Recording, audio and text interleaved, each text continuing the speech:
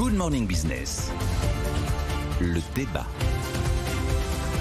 Voilà, est-ce qu'on intervient, Nicolas Dose? Est-ce qu'il faut les lisser, ces prix de l'essence? Ma réponse, c'est non. Parce que, si vous voulez, on ne peut pas subventionner tous azimuts éternellement.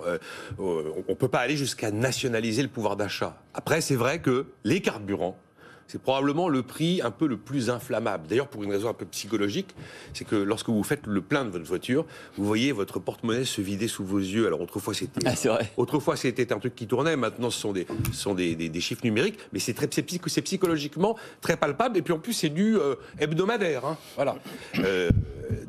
Oui, non, ma réponse, à un moment, on peut pas nationaliser le pouvoir d'achat. Il existe des solutions si on veut intervenir ponctuellement, pour des raisons politiques ou pour des raisons sociales. On a vu qu'on a eu une indemnité inflation. On pourrait imaginer un chèque carburant. Alors, un chèque carburant, vous ne faites pas baisser les prix, mais vous préservez si vous... C'est ce qu'avait voulu faire un peu le gouvernement. Oui, et finalement, ça s'est transformé en chèque inflation. C'est très compliqué à mettre en place parce que lier la condition sociale des gens à leurs revenus avec le fait qu'ils ont ou pas une voiture, et ces fichiers-là ne correspondent pas à Bercy. On ne sait pas le faire. En tout cas, vous ne faites pas baisser les prix, mais vous préservez le pouvoir d'achat d'une partie de la population. C'est ce qu'on a fait avec le chèque énergie, qui n'était pas carburant, mais qui était énergie. Après, il y a les solutions fiscales. Oui, effectivement, je baisse les taxes. OK, on peut baisser les taxes seulement. Pour obtenir 1 centime de baisse du litre, c'est 500 millions d'euros. Donc, si vous voulez que ça se voie, il faut au minimum 10 centimes.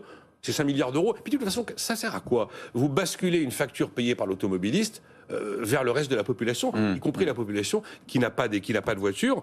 La TICPE flotte, enfin la taxe flottante, on l'a fait sous Jospin, on s'était rendu compte que là aussi ça coûtait une fortune pour un effet quasiment nul. On avait un effet de 2 centimes et demi au litre pour des factures astronomiques. Il y a la solution côté offre. Mais c'est que du court terme. L'État décide de puiser un peu dans ses stocks pour réduire la quantité de barils à acheter. Puis il y a la solution côté distributeur. On dit aux distributeurs, réduisez vos marges, mais ils n'arrêtent pas de dire que leur marge c'est 1 à 2 centimes par litre, et c'est la vérité. Donc non. D'abord, les bonnes solutions n'existent pas. Et puis là, on ne peut pas continuer à subventionner, nationaliser le pouvoir d'achat. C'est pas une politique économique. À front renversé, Jean-Marc Daniel va défendre le point de vue inverse. Lionel Jospin sort de ce corps. Oui, exactement. Oui, Lionel Jospin et Laurent Fabius. Je pense qu'effectivement, il ne s'agit pas de subventionner. On n'est pas dans l'Europe de l'Est des années 60. C'est ce qui se passe en ce moment. Je pense que quand vous regardez le prix d'un litre de sans-plomb, alors je ne suis pas très spécialiste. Moi, je me déplace par la SNCF et la RATP avec les conséquences que ça a sur ma vie quotidienne. Il faut être patient. Mais, et donc, ma patience est sans limite. C'est pour ça qu'il faut les privatiser. Oui, ça serait une bonne chose. Vous avez le permis? Oui, absolument, j'ai le permis. Et donc, ce que je constate, c'est que dans le prix du sans-plomb, vous avez quand même la matière première, le pétrole représente 45 centimes et les impôts représentent 95 centimes. Si vous regardez la différence de prix qu'il y a entre l'éthanol qu'on est en train de mettre en avant et le sans-plomb, la matière première représente la même somme, 45 centimes. La différence, c'est la fiscalité. Et donc, effectivement, l'État intervient dans la fixation du prix par l'intermédiaire de sa fiscalité. Que l'on baisse des impôts, ça ne me paraît pas choquant. Ça me paraît d'ailleurs plus efficace et plus logique que d'augmenter encore la dépense par des subventions, par des chèques, par des ceci, des cela, une espèce de mécanisme de l'aumône, alors que je pense que l'enjeu, effectivement, c'est de faire en sorte qu'il y ait un prix, et un prix qui corresponde à deux choses.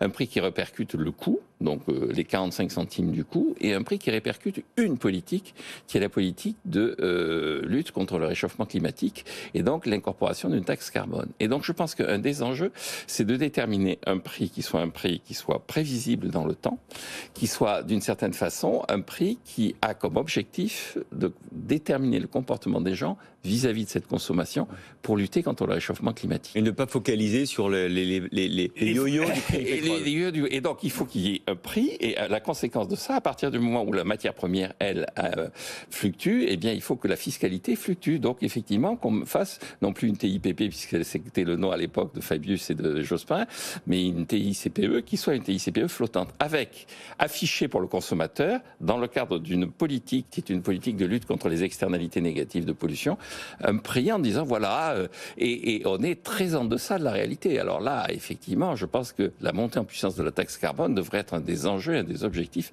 du prochain quinquennat. Là, on ne va pas le faire maintenant, à 100 jours de l'élection présidentielle, on ne va pas dire, vous savez, on va augmenter considérablement le prix du carbone, donc considérablement amputer votre pouvoir d'achat, non. Mais Mais en revanche, je pense que c'est un des enjeux clairs qu'il faut mettre en avant dans le cadre de la présidentielle. Le problème de cette solution, et c'est parfaitement défendable, bien sûr, c'est que dès qu'on utilise ce type de solution, les factures sont tout de suite astronomiques. Je vous rappelle que la TICPE, ça rapporte tous les ans 32 milliards d'euros.